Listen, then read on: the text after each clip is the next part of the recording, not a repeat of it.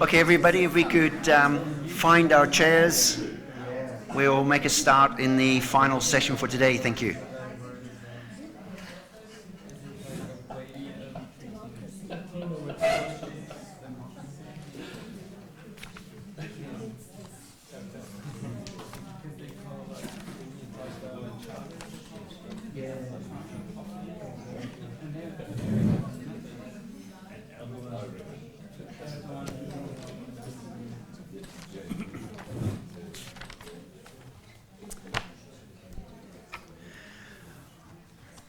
Okay, welcome back, everybody, or just about everybody, to the final session of the day. And the sessions we've had so far have been absolutely terrific, and I've been writing heaps of notes and learning lots, so I've been thoroughly enjoying it, and the conversations in between with other people would seem to indicate the same. For this final session, we're going to hear from the three main groups that we've had so far today. So I'll be passing it over to the moderators. And if we look at roughly 20 to 25 minutes, review and trying to clarify final questions or contributions to the memorandum in about a 20-25 minute block. And that will give us a few minutes at the end, maybe to try and tie all three groups together. How the three questions, the three contributions actually work, and whether maybe something needs to be added on or some sort of nuance. But so for the first section, reviewing education policy, I'm going to pass over to Bob and Poonam. Poonam says I'm speaking to this. Democracy at work here. It'll be a draw if we voted, I suppose. We've sort of come up with three big ideas, and then we had an idea maybe for the structure of the question to go to the Dalai Lama.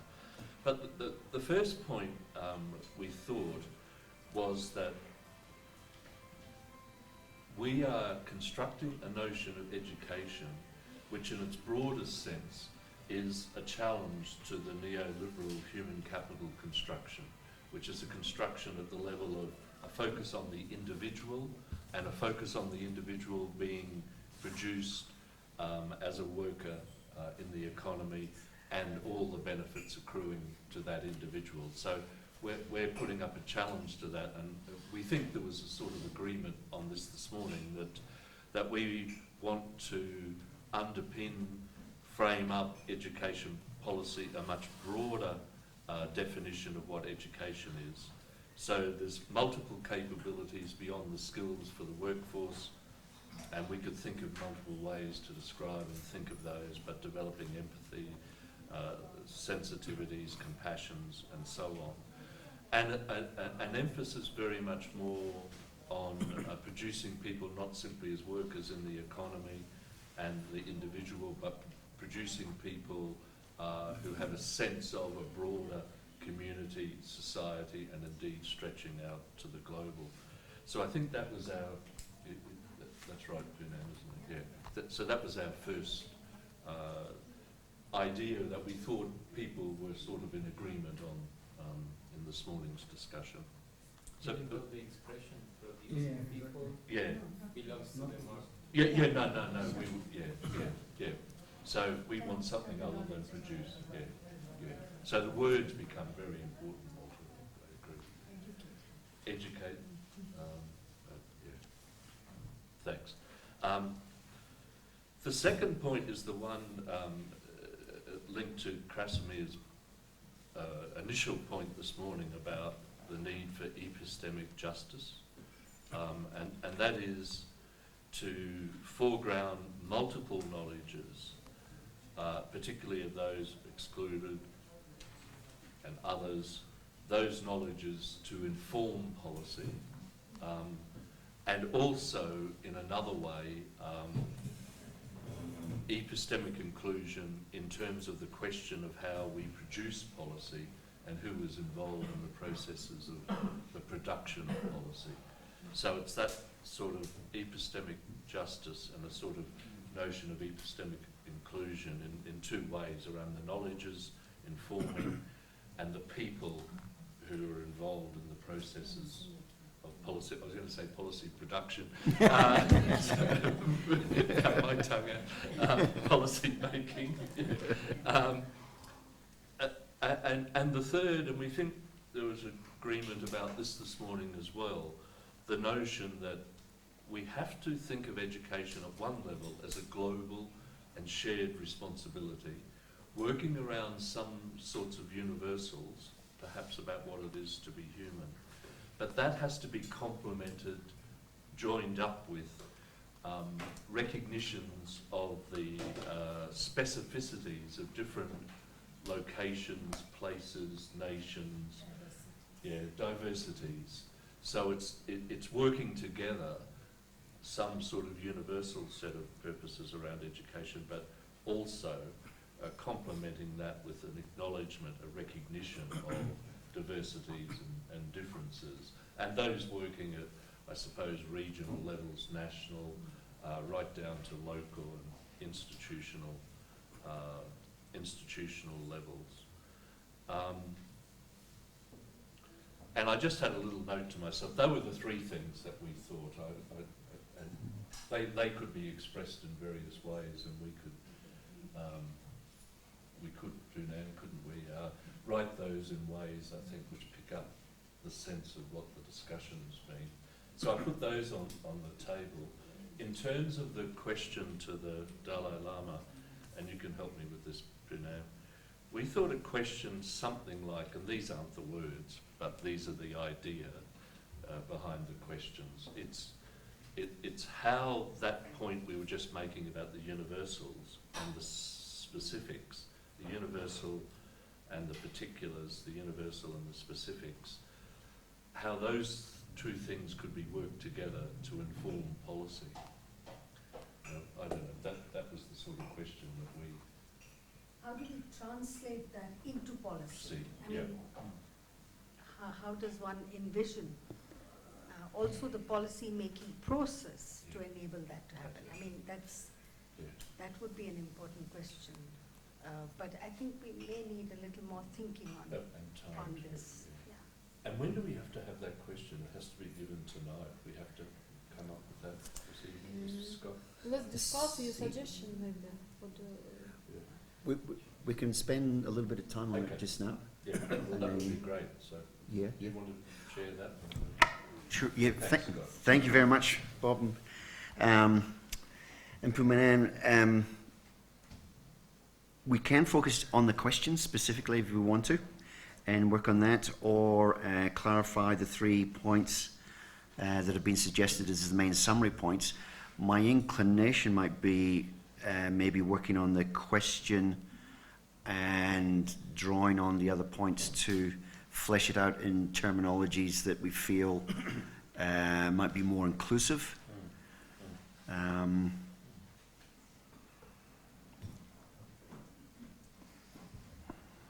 I'll make a tentative start. I was just reading Rancière the other day, and he was looking out between the terms of people and multitude. If we educate a people, are we referring to an inclusive group who have an identity of and by themselves, where often the term multitude is used to everybody else? But if we include the term multitude, might that be more universally inclusive if we put ourselves there? And that's just straight off the top of the head, so if you want to shoot it down, that's fine. Renato. Yeah, I'm glad you brought Rancière here. Okay. because he's actually like taking the whole idea of how the Greeks perceived, and the only, like, the individuals were the ones that were capable of doing whatever they wished, not the ochlos, or you said in English, multitude. Right. So the thing is, what Rancière is trying to do is criticizing the whole Western tradition, the Western tradition approach to Greek politics, by saying that we have to give that cultural identity or work with those identities and giving to bring those identities in order to be able to bring the policies into action. For example, I have students that try, in order to get to National University, they would like travel for 3 hours within the same city, because it's Mexico City. But sometimes they think that education is about learning about European ways of whatever, of civilization, etc. So when you give them a little bit of Rancière, they say, there is a knowledge, talking about epistemology, what is the knowledge in your community that enables this or this or that? I'm not able to answer that, but you are able to do that. Yeah. And then all of a sudden they understand that they don't become part of that mass, but that they identify they are organized and they have their own ways. Like there's this small community within Mexico City that they have printed their own money, like in photocopies, colored photocopies. So that is the symbol, the pre-Hispanic symbol of giving, of trade. So it only works in that community, but like, for example, if they had like eggs, they could trade with some lettuce, but that only works in that community. And I learned that from the students. So it's, in the way that Rancière puts it, it's the way in which the individual, as part of a community, not on his or her own, comes out of the ojlos, of the multitude, and becomes a citizen. So the thing is, that process is the educational part nowadays, because we don't think that, we're like the demos and the rest, they're just like women slaves and, like despicable things. But actually that, how can we turn that into a process of self-identifying themselves as part of a community, a person and a community with knowledge and values and capacity to do many things. So I think that's like the great challenge. Not to teach them how to do or how to organize themselves, but how to mediate in that process. And that's very difficult. Just a thought on what you said. That's fantastic. I really appreciate that. It reminds me of Frere, the idea of going to your community and asking the questions. You're not coming there to deliver. And the thing that struck me here, if we're valuing, thank you, the community, I really appreciate the notion that you've got. Yes, it's a challenge to see them bigger than themselves, as able to engage beyond their immediate boundaries. Is that something the foreigners, the others, can give to them, or is that something that they must generate within themselves? And I'm thinking specifically the idea of what ought to be the process of policy development rather than the product. And this is the challenge. I'll open it up. So may I comment that I am not satisfied with this question to Dalai Lama. I don't mean that the question itself doesn't have value, but I mean that I imagine that we ask this question and what can we expect? If we expect that he decides what to do with this, with this antinomy. Immediately he just decides what to do with this antinomy, how in this educational policy, which he actually never tried to investigate, how does it work and how is it built inside.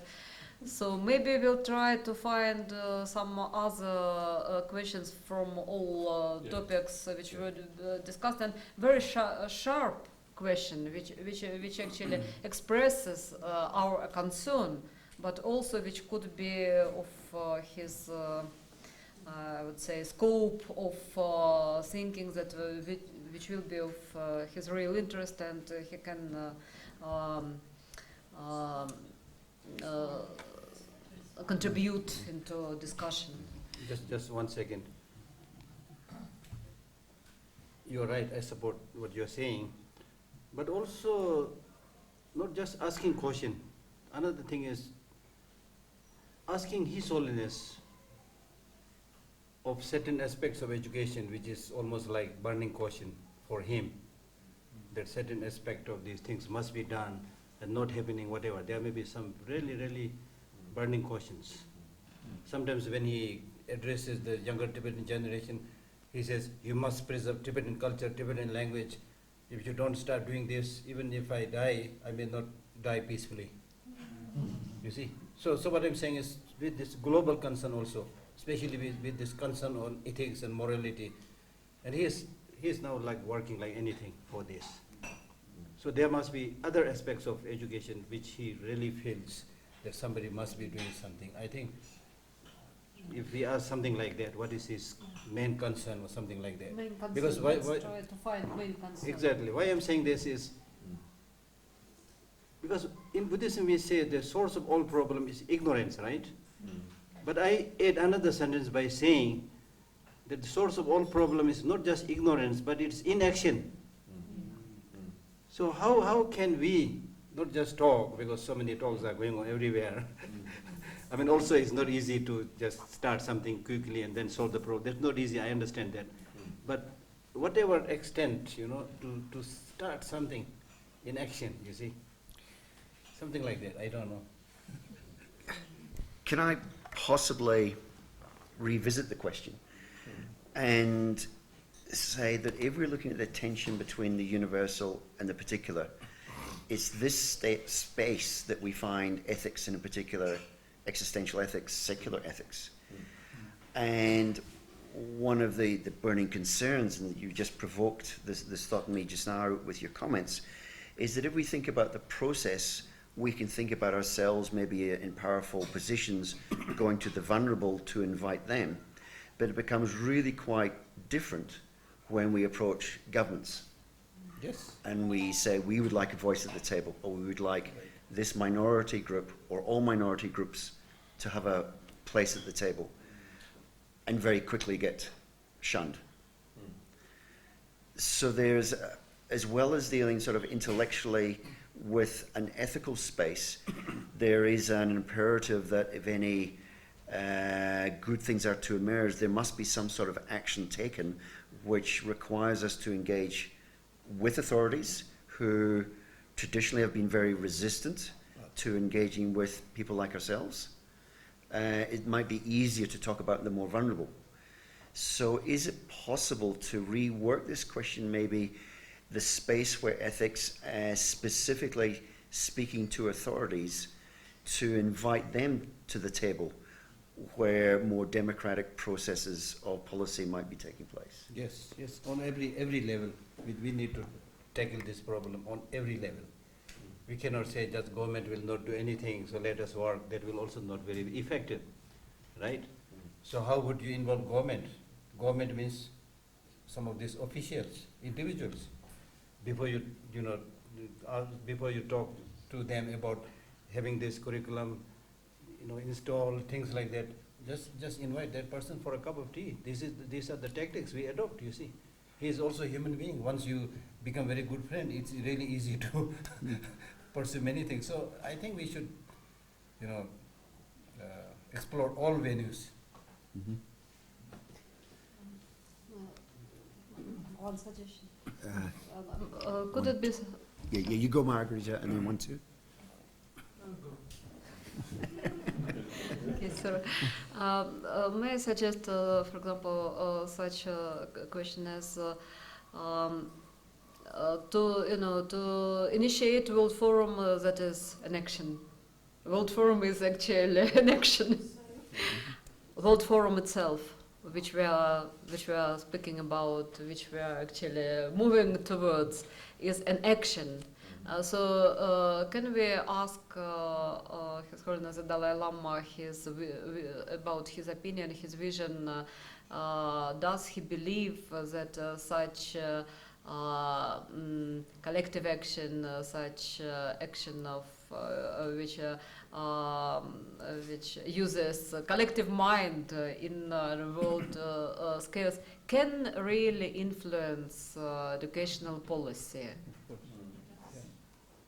because we speak about educational policy and we actually want to do something. And that is what we really are preparing to do. So that is my suggestion. I think this is a very, very important topic. I think we might have some time to discuss this because I think it's central to our being here. So, because it's not only about this question or the form of this question.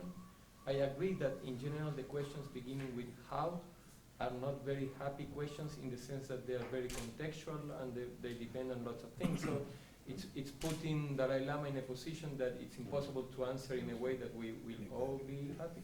But it's not only about this. I think that we might consider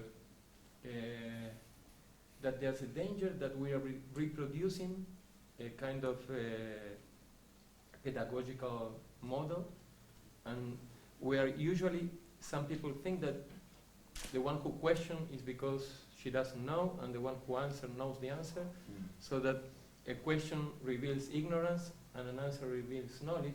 And I think that's very dangerous if we reproduce this knowledge in the way we proceed. So one question I could ask Dalai Lama in all the three topics is the same question, is which are your questions related to this topic?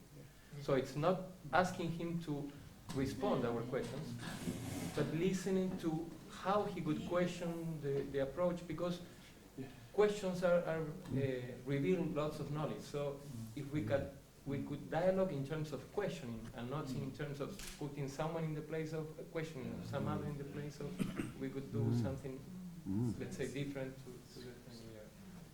I really like that. Yeah, thank you. I think that's an excellent suggestion. And perhaps we might discuss whether we would like to go ahead with that. I think that's the best thing this afternoon.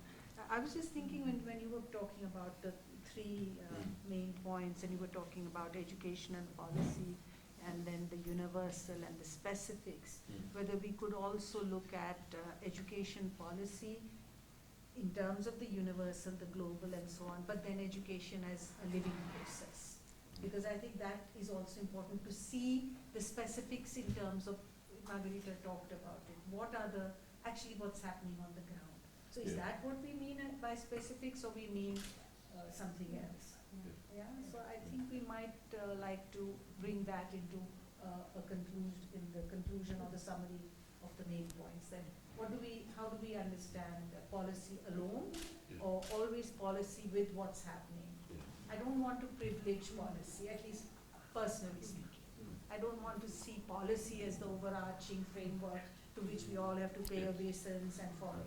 Because we are all in educational sector also doing our own thing.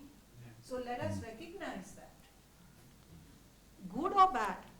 So, it might be something which we don't agree with, but we are all taking that step. So I think that living process is also important. Can I just respond? I mean, when we had our discussion, so I didn't express it as well as I might have, we actually made the point that we think around any of these things, we have to understand what's happening now to build out of it. You can't just do this outside of it, and in a way, that's where the specifics work.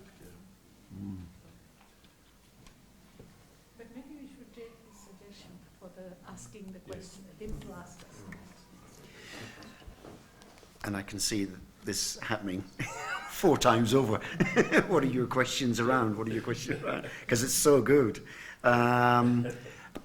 People be happy opening up to the Dalai Lama to ask specifically what questions he has in and around, and we can spend a bit of time just getting the wording right. But the tensions of recognizing, the universal within context where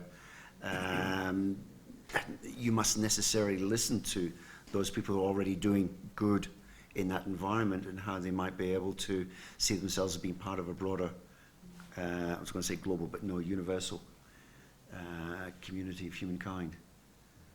I think that'd be great if people are happy with that. Yes, but let's consult also. Let's consult Geshe El Haktor as an expert on what is better to ask His Holiness the Dalai Lama. I think among all of us, he's a real expert because he was for many years he was personal translator for all teachings, for all philosophical teachings and so on for His Holiness the Dalai Lama. So let us, in accordance with the spirit of His Holiness, let us follow the middle way. Which means, as you very nicely suggested, asking him ask a question. That's also wonderful.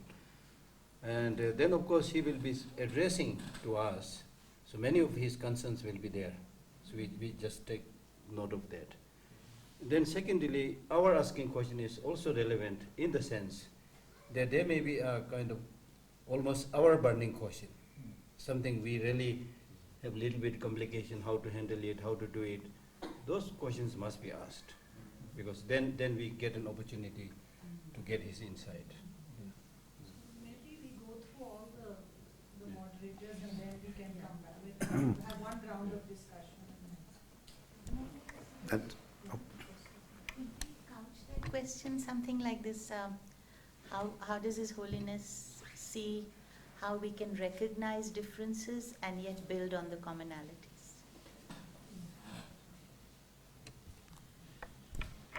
yes, Mayor? I think this is a very good question, as well as the question developed by Ponem and Bob. But let's start with this approach favorized by Walter. Let us first the open question. Let's first ask Dalai Lama to ask us to share with us his ideas about those three topics, and then we'll start with a discussion and so on. So I think this is another question for our group. Okay. Yeah, excellent. So why don't we take it to the next group, which we're looking at being human, Christoph and Randall. Can I hand it over to you? Yeah, sure. I'll try to. I'll give it a shot. what I think we may have gravitated around. So it seems to be one of the big themes we talked about was the importance of overcoming the instrumentalization of education and of human beings. Another thing we certainly, I think there's certainly some agreement on is that we need a better understanding of human beings, particularly what they need to live well, how they're motivated. We need a better understanding of that than the sort of economic model of people as rational calculators from self-interest is how it's typically understood. And I think the built into our agenda was focusing on well-being, happiness, flourishing as what we presume are the right kinds of alternative aims that would be suitably human-centered. So I don't think we resolved the fine points of how those are related, except that I think we certainly agreed that everyone wants to live well. Probably everyone would say as an aspect of that satisfaction, happiness are an aspect of that. I think there was certainly some consensus on the idea that there are certain requirements for people to be able to live well, and that among those are the developmental ones that have to be pursued through education, and that those certainly include not just capabilities, not just knowledge or understanding of the world, but has to be leading people, enabling people, whatever the right word is, to value things that are truly valuable. So I think that I feel pretty confident that we had quite a bit of agreement around. Fine points, nuances, but that's where I would leave it. And I might add a few points.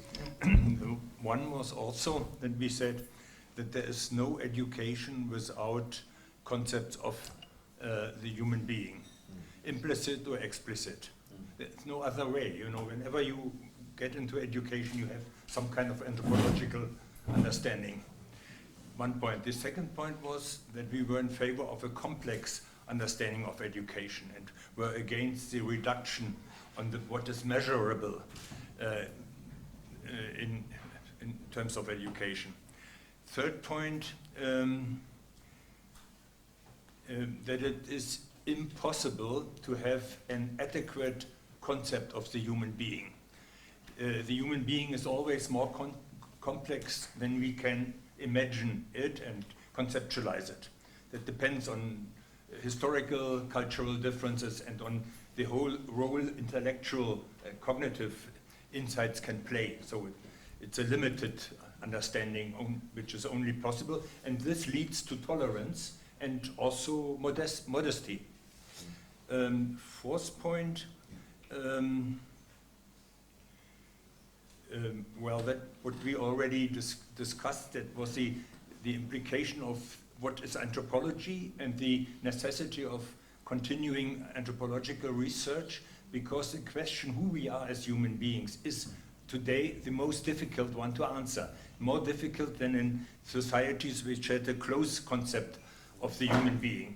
Given the openness of the discourses today, this is no longer an easy question, and it needs research along these lines.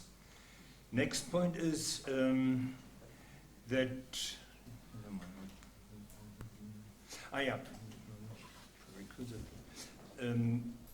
that was the search, that what Randall already said, the search for what does it mean being human? What does it mean meaningfulness, happiness, satisfaction, this concept? And as something which is blurring in character, and that blurring is not negative, because these things are that complex and change from context to context. There is another point, yeah. Then we had that point which John brought up, that we have to reconsider the human being today in reference to the cyborg. That means to the machine, the model of the machine, and computer, and whatever that is, that the human being is conceptualized today often in terms of machine, and also the living together with machines is an important point, you know, in terms of prothesis and so on. Second point was the gene manipulation and what that means for the human being, that this is possible today. The sheep Dully was an example, but we can go even further today. There have been attempts already to create the human beings out of genes, which has been then interrupted for ethical reasons because of a lot of protests, but this is a possibility. And the third point is the role of artificial intelligence.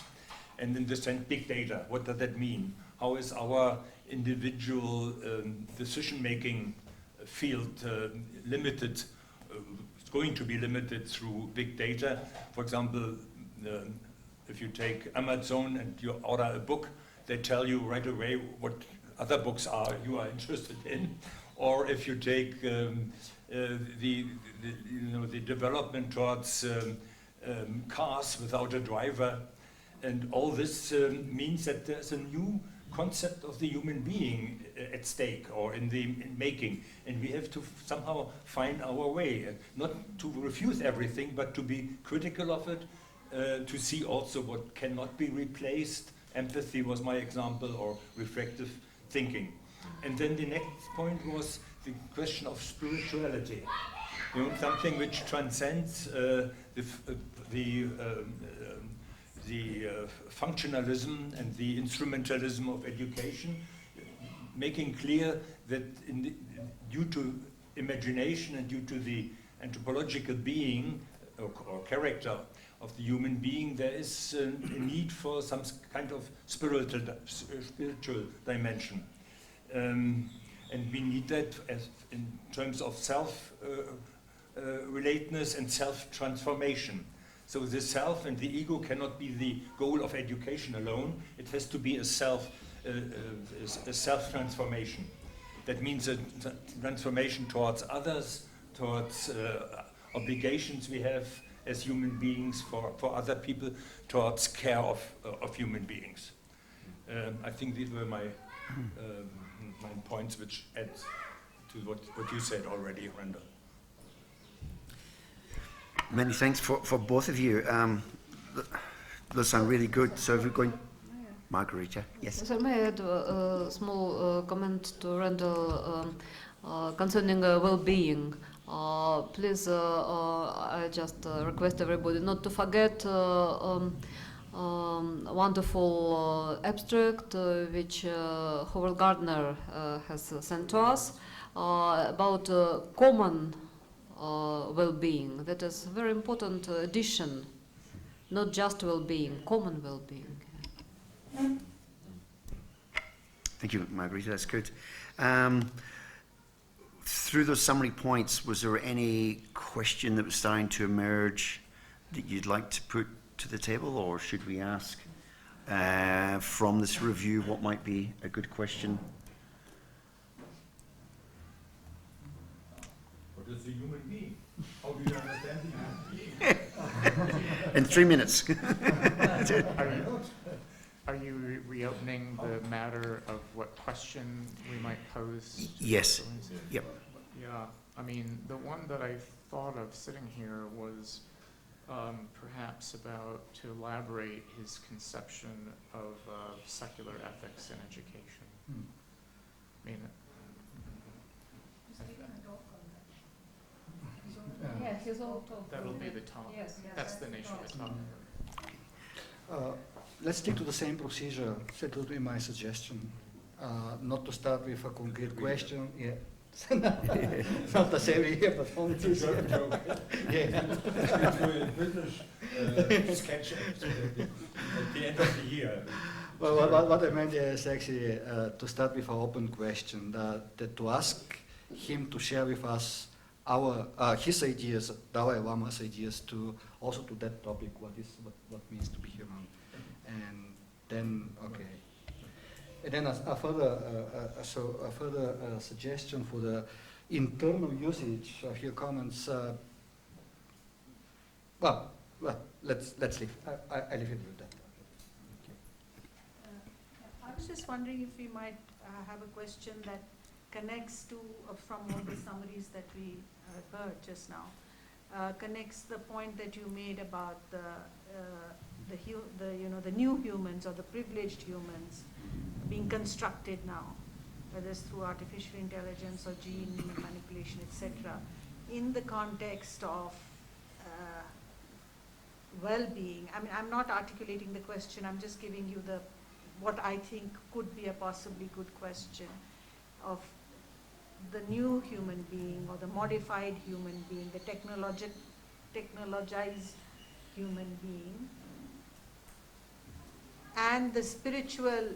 When we talk about the spiritual element, we are trying to understand our inner life or reflect on our inner life or be witness to our inner life. In the context of well-being, we are looking at happiness, at well-being, but here is this new modified human being. So how does all this come together? How do we bring all this together? Because this is the future. We let the instrumentalist and the expressive thing is over, to my mind. I mean, I think John really brought out a new dimension which is frightening but also real. So I think when we talk about the spiritual aspect, the spiritual, the meditative tradition, which is important for all of us in the context of well-being, how are we going to grapple with this new human being? And then how does that all come together? Do you think, because he's interested also a lot in science, and he might it might be something that he might be... No, actually, we are thinking about asking him a question. But posing this to him as a problem. We can pose this as a problem that we are grappling with. So we are thinking about asking him a question. But what I, based on my many years of experience, it is normally His Holiness who will ask you questions. What did you discuss? That is the number one question he will ask. Then after that, somebody should be eloquent to say 1, 2, 3. It's not like looking around, somebody should be able to say, this is what we discuss. Then after that he might ask, what is your conclusion? What did you achieve? But I just think this He will might- ask the question. Yeah. But perhaps we might So how place- can we pin them down? But perhaps we might place this as a problem for us, so that we don't know how to grapple with this, and really, or we considered it. But we might answer Not the me. question with another question. So we don't need to.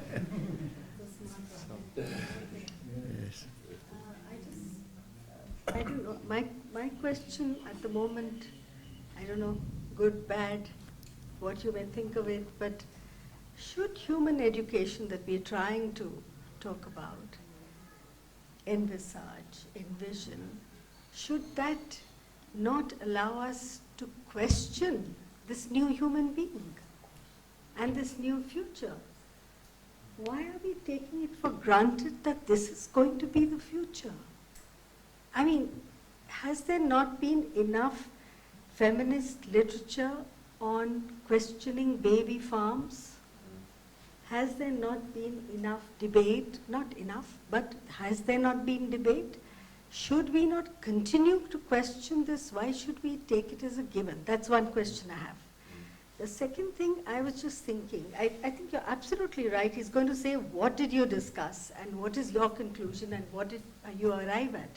So perhaps we should summarize each of the themes in a very succinct manner and perhaps then flag some of the specific tensions that in each theme we have been able to identify. They may not be in the form of a question, but something we're grappling with, some kind of a tension, which then he would be able to respond to. Him, his opinion about these tensions.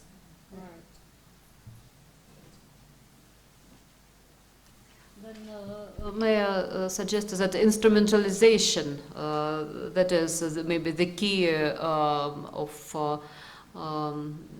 this problem, instrumentalization in approach towards human being, and the concept of human being as homo economicus, this rational maximizer. If it would be possible for Scott to explain in a few words about this rational maximizer. So that is a tension. I mean, tension in education at the moment as a notion of human being. But I think Meenakshi said that we are beyond that, homo economicus. I think that the tension points were like on different levels, from the individual to the collective, the universal versus the specific, the limits of being human. So I think that we were passed beyond homo economicus. Like, I think that was maybe part of what we discussed in policies, but like, I think that there is, well, of course it's part of the tension, but I wouldn't phrase it that way. Yeah, I wouldn't, yeah, it's not, because we're already questioning, that this project on human education already is questioning homo economicus. Sorry, did I say that wrong? Yeah. So I think the tensions are what you mentioned, the universal and the specific. Conceptually, it may be over, but in reality, I think your point with the homo economicus is still relevant. And much of the educational system is influenced by notions which could be interpreted in that way. Intellectually, on the level of our discussion, of course, we don't accept that. But in reality? Yes, so it is something that we are sort of arrived at our understanding. But that doesn't mean it's not there. Yeah, right. So I think it is still something we're grappling with. I mean, even now, the major discourse of education is driven by the economic discourse. The whole language is that now. In fact, today we don't have the discourse that today we are talking about. All this discourse is no longer in mainstream educational discourse, not only the international level, but at each nation level. That's what's happened. And I'm not sure whether the individual countries even understand what they're saying, but they are speaking this discourse. So I think it is a real tension. If you look at PISA and the language used in the context of PISA, it's very obvious that they have not overcome it yet.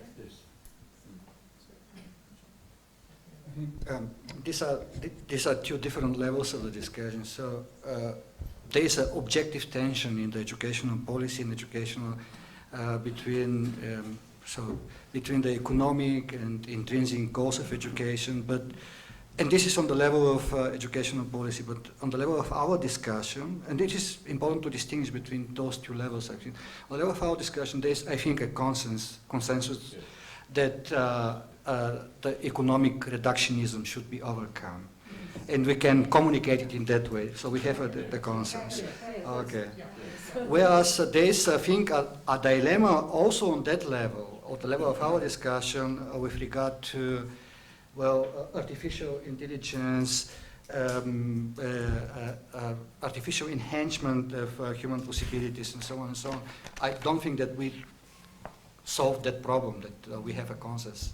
And this is also on the level of our discussion. Yeah, and I don't think we reached anything like a conclusion about how to think about that in connection with education. I mean, that's a larger debate. I just wanted to say, I think, Margarita, you're absolutely right. It was not just in Howard Gardner's abstract, but in many of them, was the theme of the importance of educating for an understanding of connectedness. And so you rightly pointed out, I neglected to address that in my summary, but I think everyone begins from wanting to live well, let's say, but then part of what they need to learn is that we can only live well, living well together. So that can be said.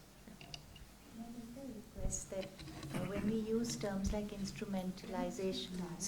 when we use terms like instrumentalist or instrumentalization, could we also elaborate for His Holiness what we mean by it? Because, the rationale for it. It would actually help, because he might just turn around and ask what you mean by that. Thank you.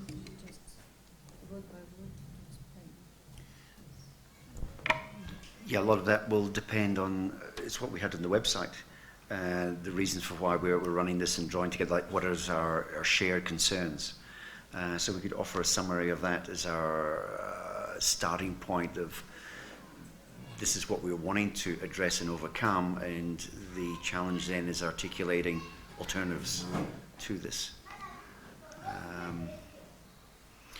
Would now be a good point just to leave that for a moment and go to our third group, having a look at democracy. And again, asking for review of high points. And if it comes together with if it's not a question, a tension, an issue that we might be able to engage with or unpack. Yeah, I think Andrew and I really didn't struggle very much in bringing out a key point because we felt you did all the hard work in trying to establish the various provide conceptual clarification on what democracy means, and from there to defining the school cultures and how schools and institutions can provide a training ground for promoting, enhancing democratic values, to thinking about what should go beyond curriculum, as Meenakshi had pointed out. So I must also add that Andrew has succinctly brought out 4 points, and I'm going to hand over to Andrew to give you the 4 points, and we've come up with a question. So first of all, thank you to all the contributors to the discussion.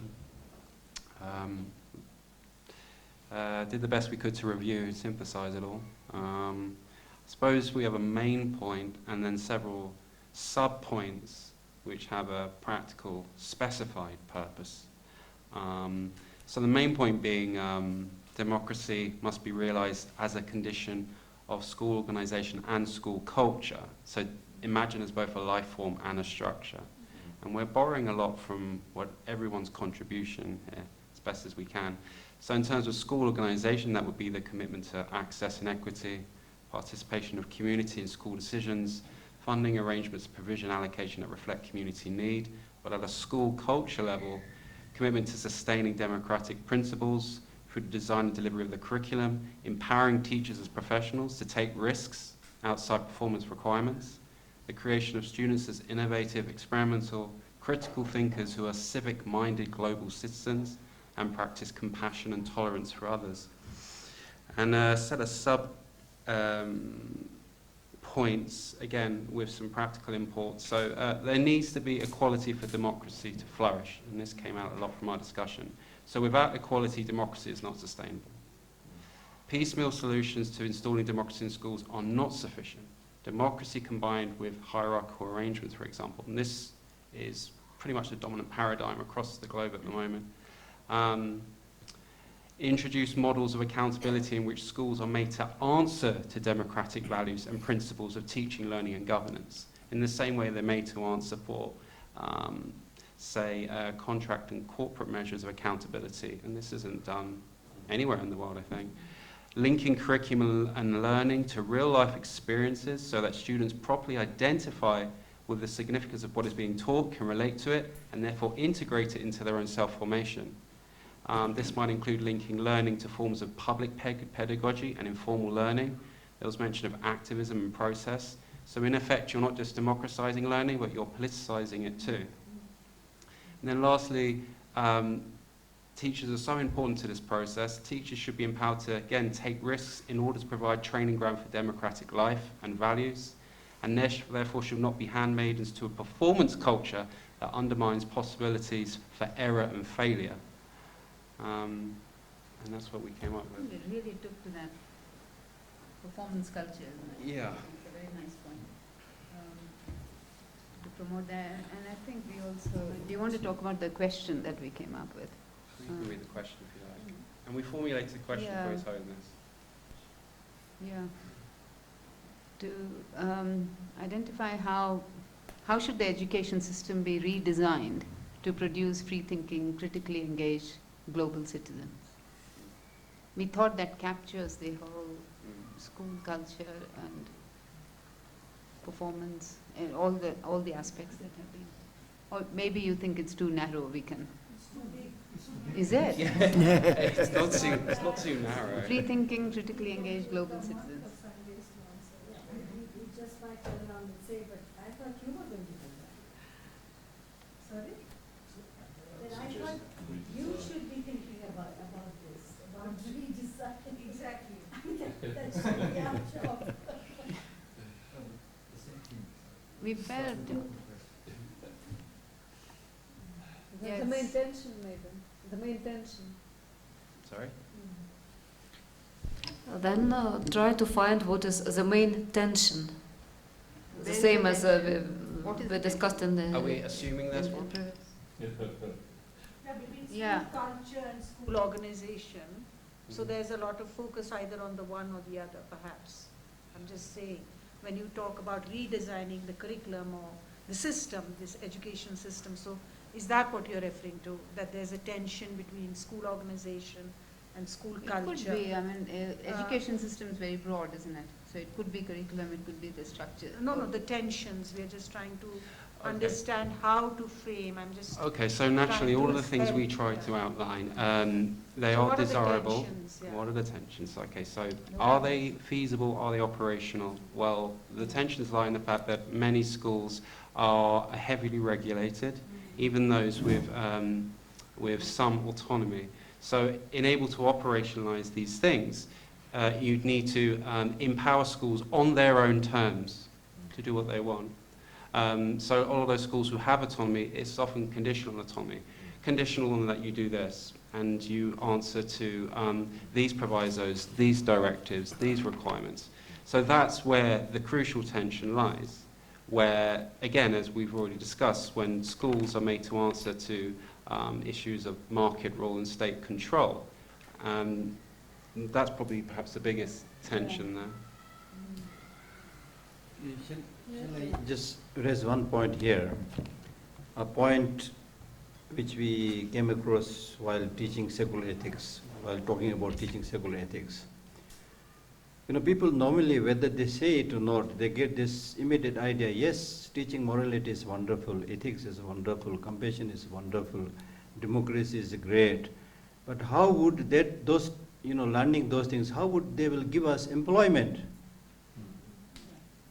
How would these things help us getting a job, you see?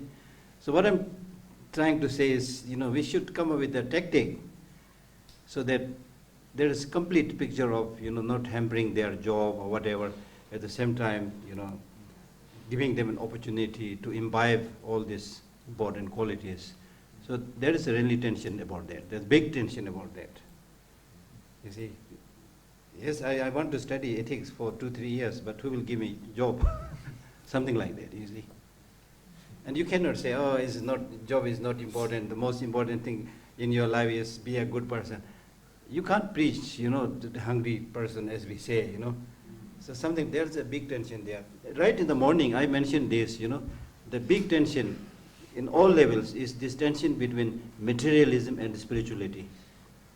You use the word economic also, economic or whatever, it's materialism. The tension is between spirituality or mind and materialism. There's big tension there because when we, as soon as we talk about mind and spirituality, we're talking about something which is invisible. And we are a bunch of people who are drawn completely, all our 5-6 senses are completely drawn into the object, the sound, the scent, the smell, and no time to reflect and go with, that's the problem. Big issue, big problem. So how could we really, like recently I was reading a book which really gave me some kind of encouragement, where he's saying that now the technologies and science and technology is changing so fast that after 50 years, probably there will be no guarantee for our job. That the professionalism, the expertise that you may have today may become irrelevant after a few days.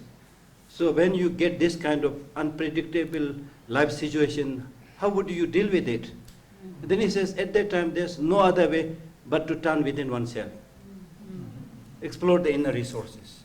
So we need to like come up with some kind of, you know, compromise and explanation, something like this. Because when you touch about this artificial intelligence, things like that, also, we should not just be scared that these new things are coming. We are not. But we need to, at the same time, be able to find out, okay, this is the risk, this is the danger. We should be able to highlight those things. I think that's very, very important. Yeah. Please. So one optimistic version of the story is to say, okay, there is a kind of coexistence between democratic education and education for excellence.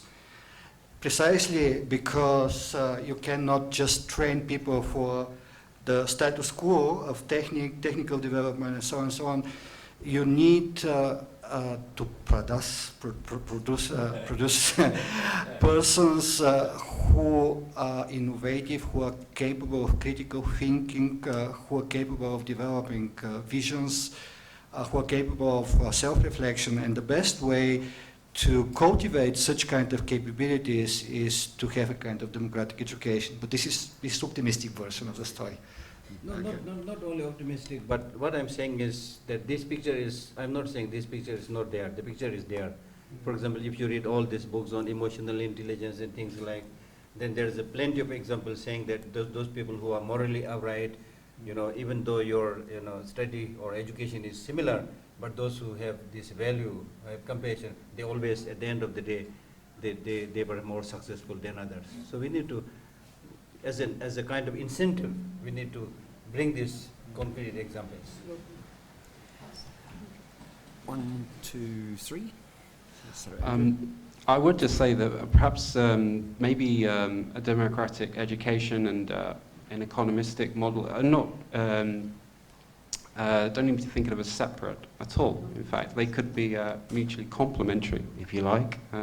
Some of the things we highlighted, trying to enable and empower young people to engage in risk-taking, conflict resolution, bargaining, all of those things would be integral to developing entrepreneurs, if you like, people who are self-sustaining, self-determining. Not that I'm arguing for a vision of democratic education for entrepreneurs, but they aren't necessarily mutually exclusive.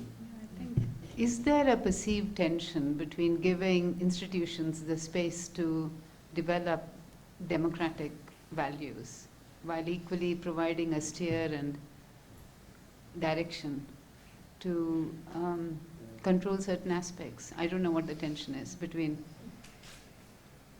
how much freedom do you give them towards giving them some kind of uniformity and standardization. I don't know, it's not the local versus the global, but it's more towards practicalities of how you make it work. Well, I just remember one of Levinas's books, It's Difficult Freedom. Yeah. The tension, it's not like, I give you freedom, you know, like, be free. Yeah. No, but it's very difficult and complex. It's a tension within itself. It comes circumscribed, yeah. Yeah. One and two. Yeah. I'm not very satisfied with the way it came out, the way Andrew put it, in the sense of I think it was much more difficult, much more tense. It's not so clear to me that, for example, it seems to me that it was put, Renato, many others put that democracy might be a problem, not necessarily an end. So it seems that we are, in a sense, reducing the political dimension of education to democracy. And I think that's not, I don't feel satisfied with that, in the sense that, no, I'm saying that it seems that in all the questions and the issues, and it seems that democracy is as a goal in itself. And I don't think it should be put in that position. So democracy should be a problem and not a goal. So maybe I am too influenced by democracy in Brazil. Yeah. Yeah, agreed. Yes, I would support the suggestions done by Andrew and then later Nirmala, that the main tension which we can formulate must be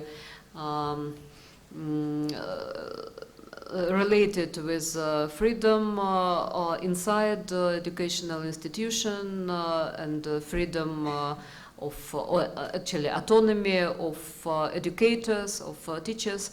And I think we can ask His Holiness the Dalai Lama his opinion, because he's a teacher. He teaches all his life. And to ask his opinion how he imagines how possible is education as such, as a phenomena in context of lack of autonomy for teacher to decide what to teach, how to teach, and so on. So that is, and for us in the current situation, I feel, after all experience of communications with teachers in Russia, that is the main the main tensions that they feel, and that I know. Thanks, Randall. Oh, sorry. I think my thoughts on this are wandering a little bit, but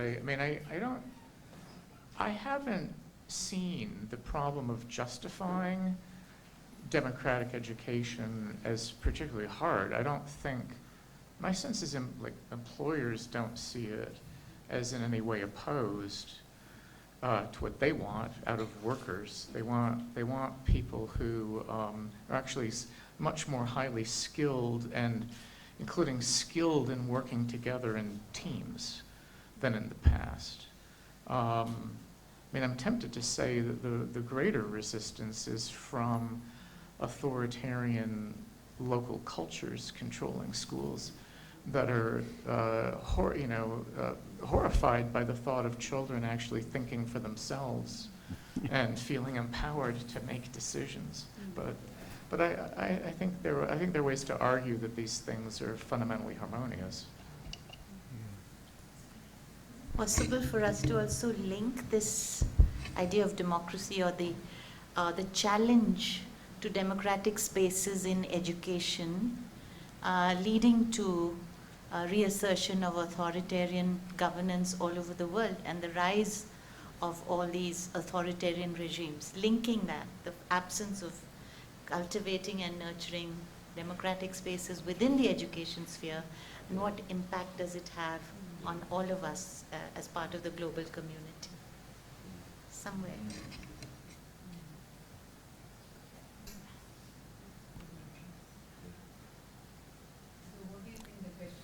We've not done very well in capturing the question. No, for us. We have a problem.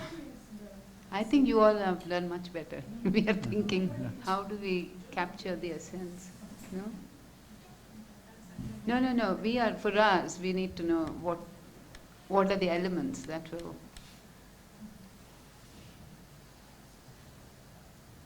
Where would you like to focus on? I just ask Scott later, maybe after Walter, to share his own opinion. No, it's just a question I would like to pose. It's not the question you are looking for, that you are asking us, but it's just a question I would like to ask for ourselves, that I was asking before, that there's a paradox that democracies are like destroying the world. And we have mentioned here that we are looking for other forms of knowledge, First Nation knowledge, indigenous worldviews that are not democratic, but seems to be in a more harmonic relation to the world. So this is a paradox. Democracies are destroying the world, and we are trying to look for forms of life that are not democratic. So how could we answer this question?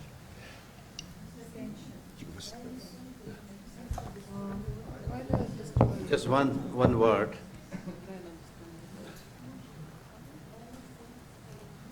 His Holiness, I remember His Holiness saying that the hope for solving the problems of the future lies in the younger generation, not so much in the elder generation. Because the elder generation now, the autocrats or dictators, they all belong to this elder generation. And if your idea is to change them through this kind of education, I don't think we can do much unless you bring a bloody revolution or something like that. So the hope is for the younger generation. We teach younger generation in such a way so that such stupid leaders don't come in the future. So therefore the focus of our education is really more towards the younger generation. Meenakshi, when we had this meeting with His Holiness, he said the same thing. I asked a question, His Holiness said, I'm not talking about the elder generation.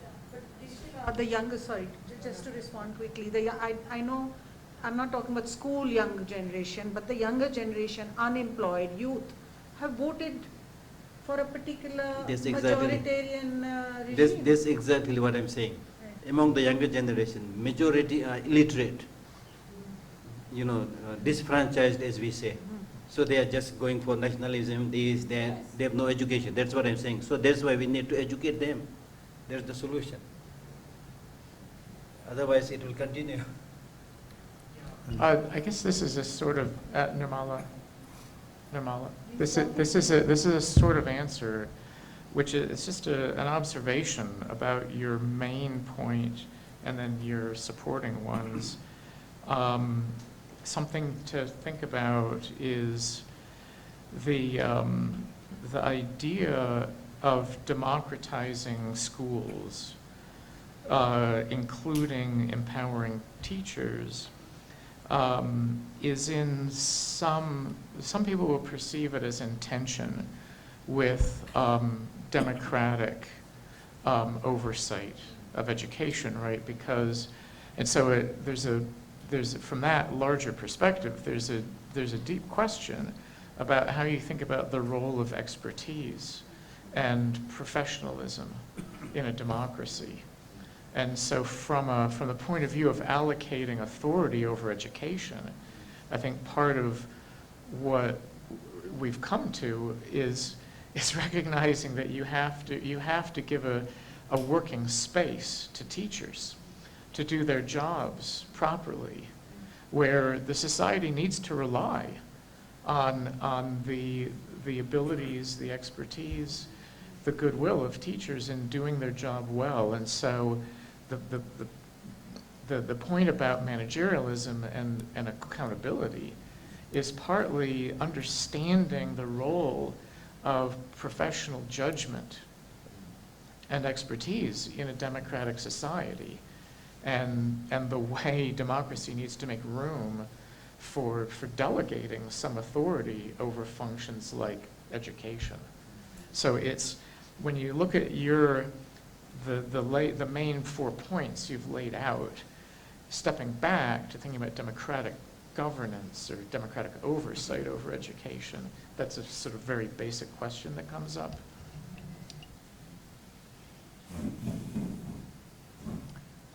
That's why there's a break on academic innovation, isn't it? Encroaching on the professionalism, which is why I raised that tension between how much space you give to develop that freedom and the democratic values, and versus Yeah, well, it's also just, it's probably a mistaken view to think that managers can use the kind of metrics available to steer it, to make better judgments than professional teachers would make for themselves. Agree, and that's the tension. And that big data will do that as well. That's and how do you reconcile those tensions? I think so. I think you actually formulated your question, the basic question to my mind. So the question is, as I think Andrew said, how to promote or to support democratic education on the both levels, on the levels of educational government and the level of pedagogy, of school culture, if you are democratic school culture. And so this is, of course, the decisive question. And perhaps one further question is connected to that, because as Christopher, I think, said, school is not a fully democratic institution.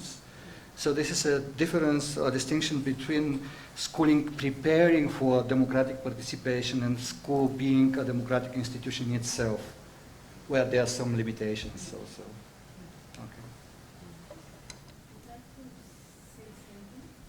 I think, taking a cue from what you said, could it be that in the current context,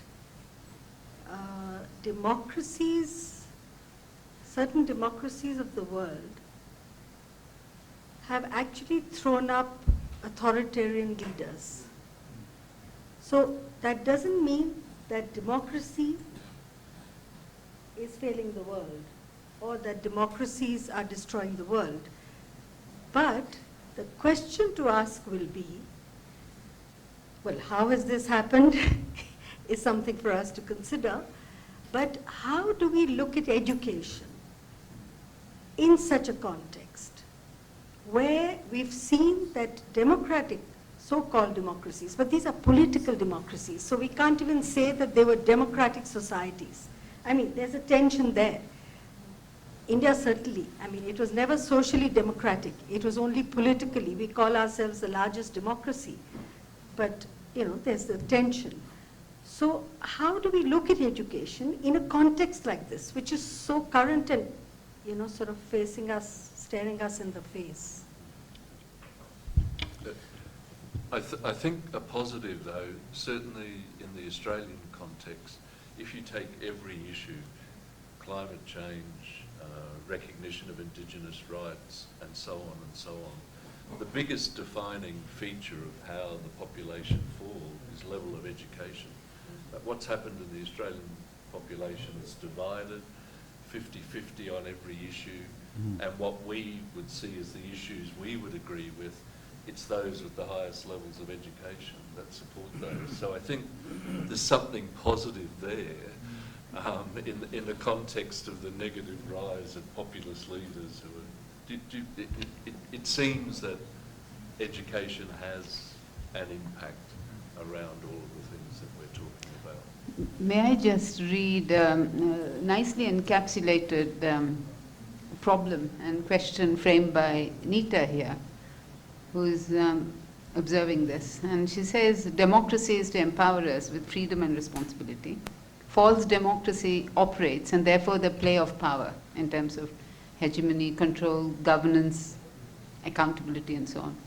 Power will play in as much as education is perceived and valued as an instrument. The balance and dynamics between instrumental, extrinsic version of education and intrinsic meaning of education is the tension, in a way. Which is it's a nicely put argument.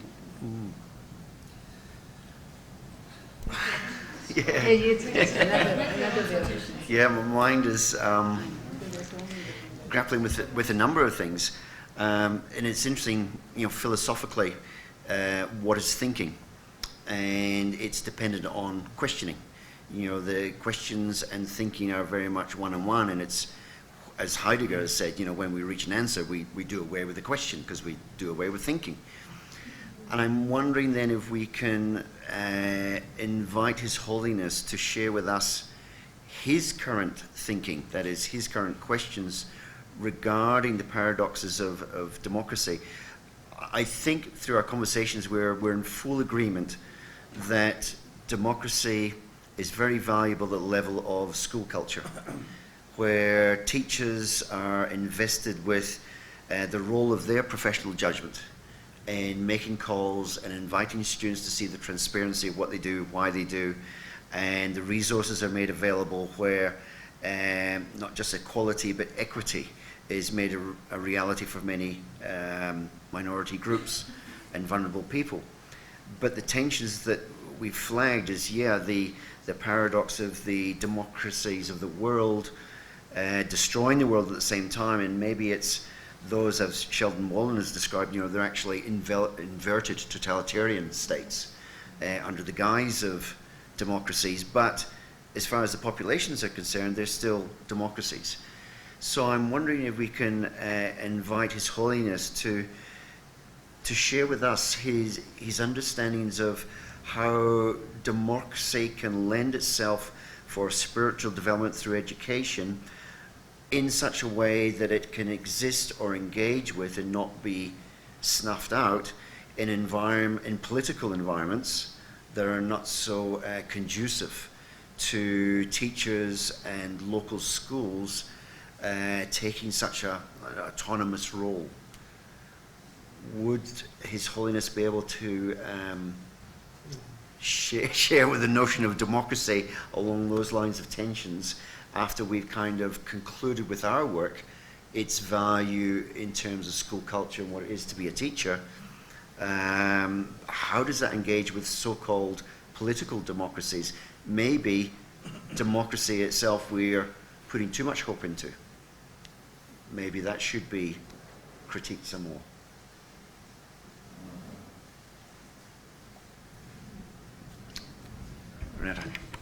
Just about what Nirmala read out, that Nita wrote out.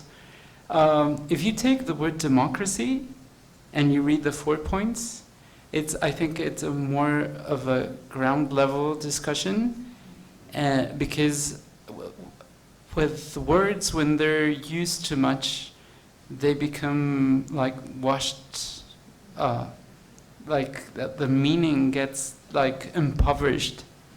And I think that if John Dewey would see what's happening in the US right now, he would die. Because everybody thinks like, oh yeah, we're a democracy. But I completely understand what Walter says, because like the way in which, I'm going to say, indigenous people in Latin America, especially in Mexico, they would never, like their way of understanding their cultural and social organization would never, they would never call that a democracy. Because democracy is a way of there are certain ways of like previous concepts in order to get to democracy. And if you ask that to the Dalai Lama, I think it would be very hard to get what, for example, what Andrew said about governance, which I completely agree. But then the word democracy, I think it's a very bad label nowadays. So the thing is, I think we all more or less agree on the different levels of what democracy is. And like, I completely understand what Randall said about almost a given coming from the US, but not coming from other parts of the world. So I think it's like going around with a label that has had various meanings, and it's not helpful anymore. So maybe like there are a lot of other terms that we might use in order to make that like a broader perspective, and to really to have a bigger scope of what you told us about your university and about what is happening in the schools in the US, in India, and in different parts of the world. So maybe we should think about that. Yes.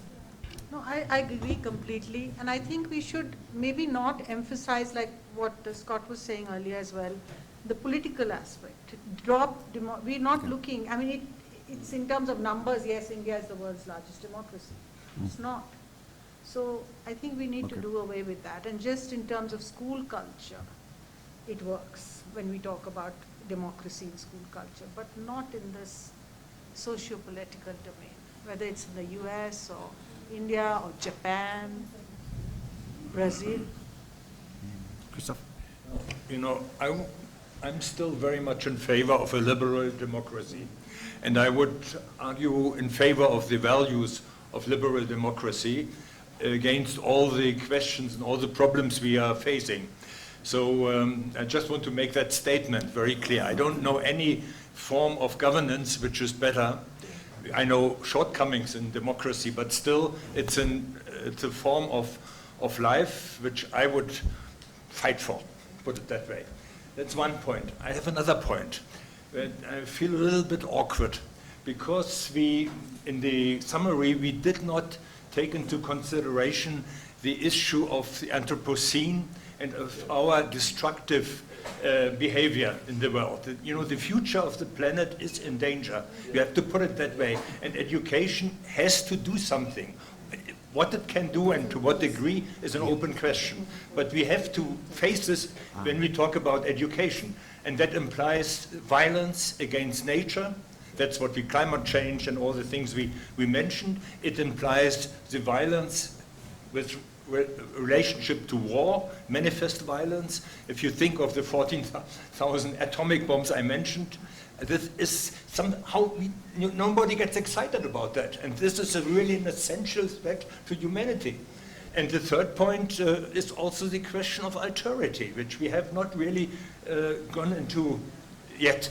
And you know, we cannot do everything, but I think at the end of our discussion today, I would like to remember us that this is a challenge. Yes, we'll call it in pedagogy.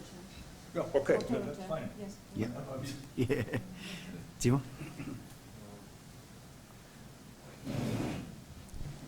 This may be difficult to explain, but it's a comment too, actually, about the value of liberal democracy and enlightenment values. Actually, you have three: liberalism, democracy, and enlightenment, the heritage. So enlightenment. It may help if we think of atheism. Many religious people say that atheism is another religion. And the idea is that atheism should compete against other religions, as if it were a religious alternative, which is nonsense.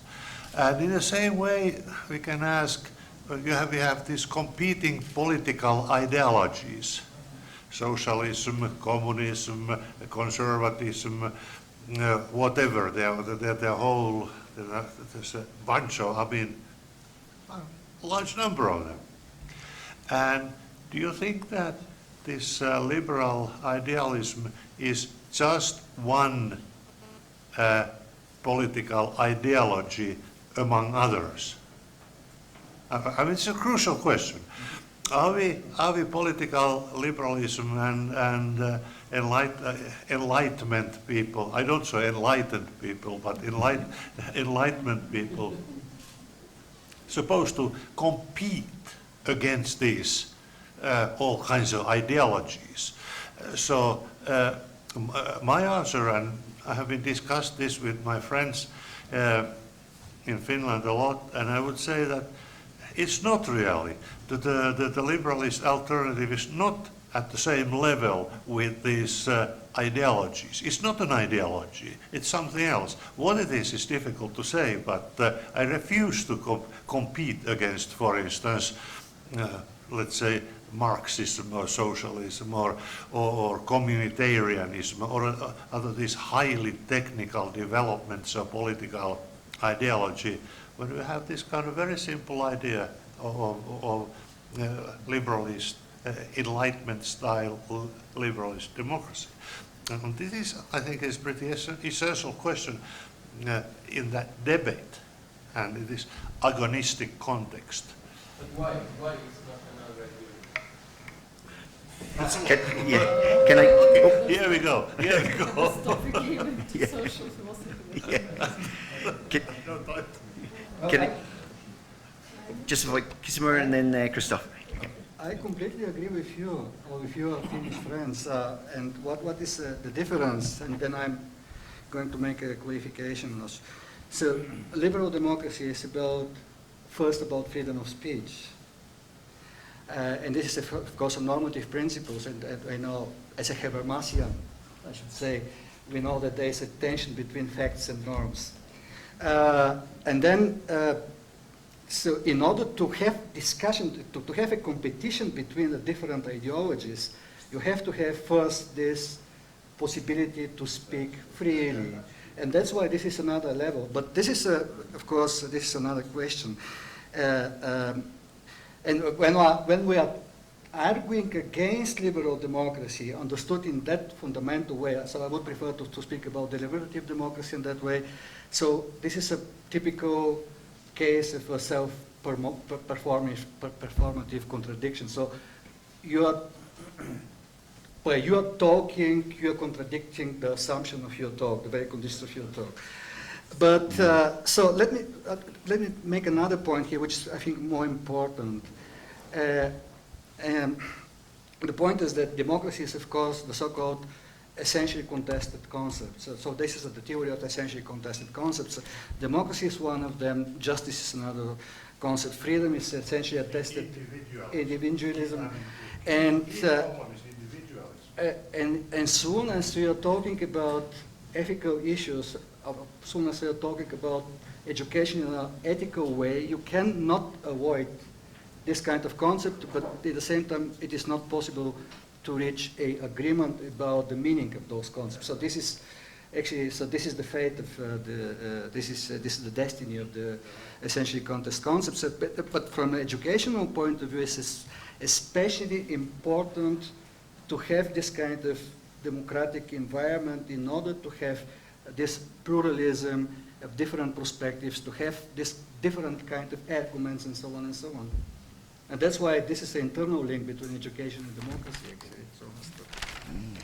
I also relate liberal democracy to human rights. The dignity of the human being is, in my view, one of the highest value we can really live with. And it applies to many other values of the human rights. It doesn't mean that we cannot reflect and even criticize certain aspects of human rights. But basically, the possibility of having human rights and having them realized in a liberal democracy is, I think, a great achievement. And I'm personally, at least, engaged in that. And I don't want, with all the criticism which has been announced, and I have also quite a few other ideas about criticizing this democracy and also even the human rights. I would say they are a very high achievement of human development. And in that sense, I think it's worthwhile to get engaged for these values. Yeah, I mean, I agree, and I think one way to think about the nature of liberal democracy is that it essentially involves liberal institutions, where liberal institutions are institutions that serve to enable people to function as free and equal citizens.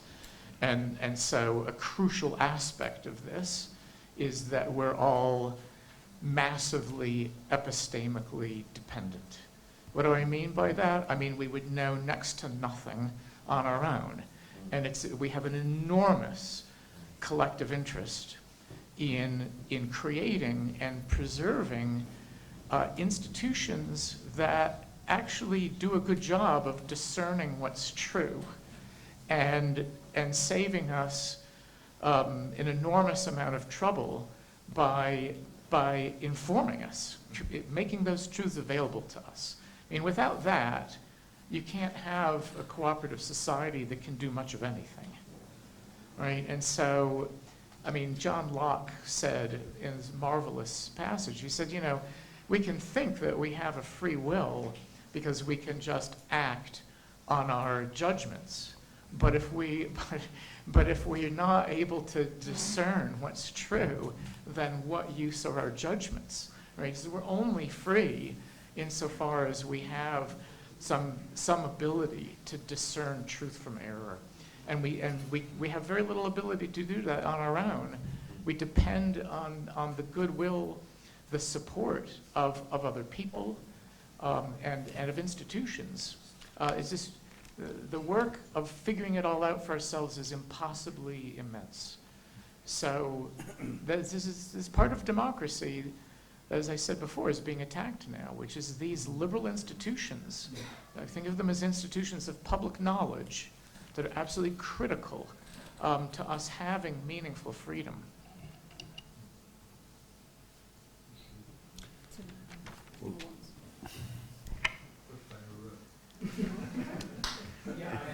Included good educational institutions, of course. What's about the question? Yeah, that's right.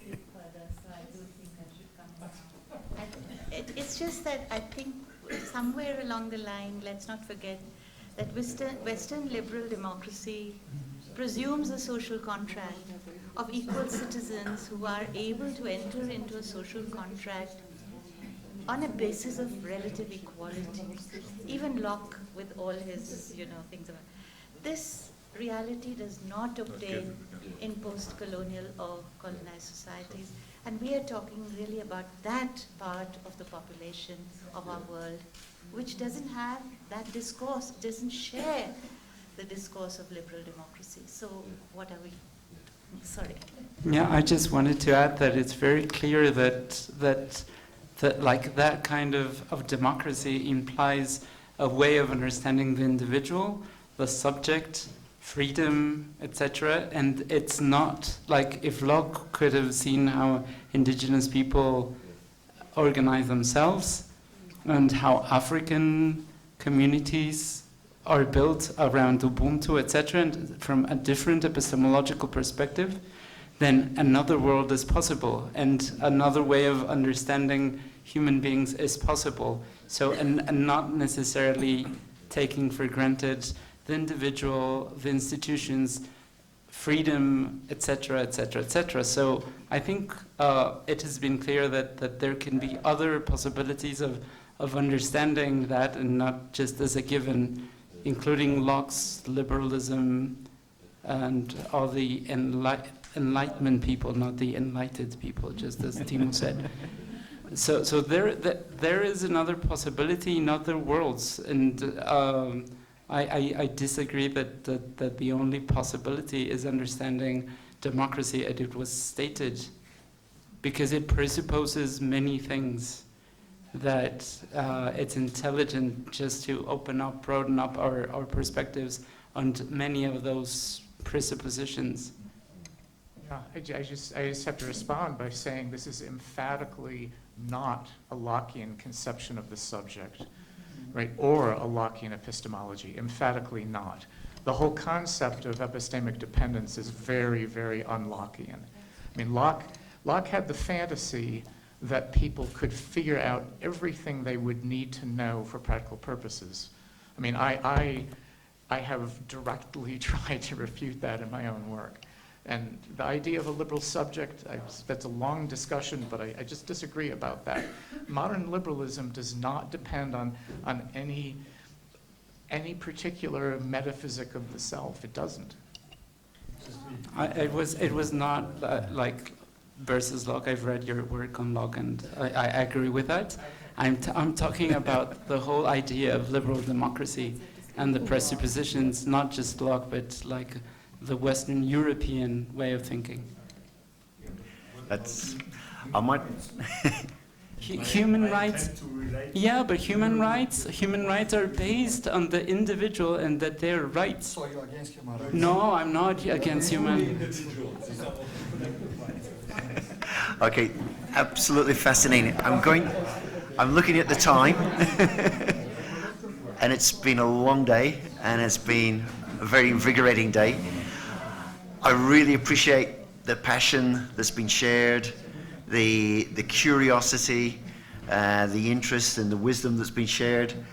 May I suggest that rather than try to bring a conclusion to the questions we'll ask tomorrow, that I get together with the moderators and we try to articulate something clear that we might offer the group tomorrow morning, because we don't meet with His Holiness until 10, so we can use a little bit of tomorrow morning sharing what we think we might have clarified.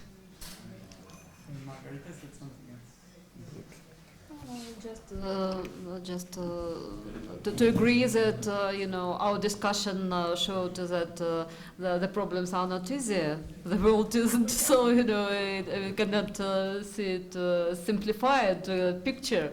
So that's true, and so just thank you everybody for this rich discussion. Concerning the question, that's true that we need some time more, and let our moderators and maybe me in addition work on this till the end of this evening to give these questions also to our translators, so they asked us. Yeah. So thank you. Okay, thanks everybody.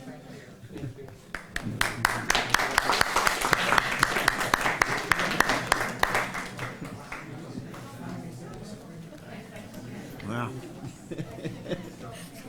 It's good to have such passion of ideas. Yeah, because we see these as being really valuable in helping humanity. Yes. They also debate, not only Tibetan monks. Tomorrow we can debate. Right.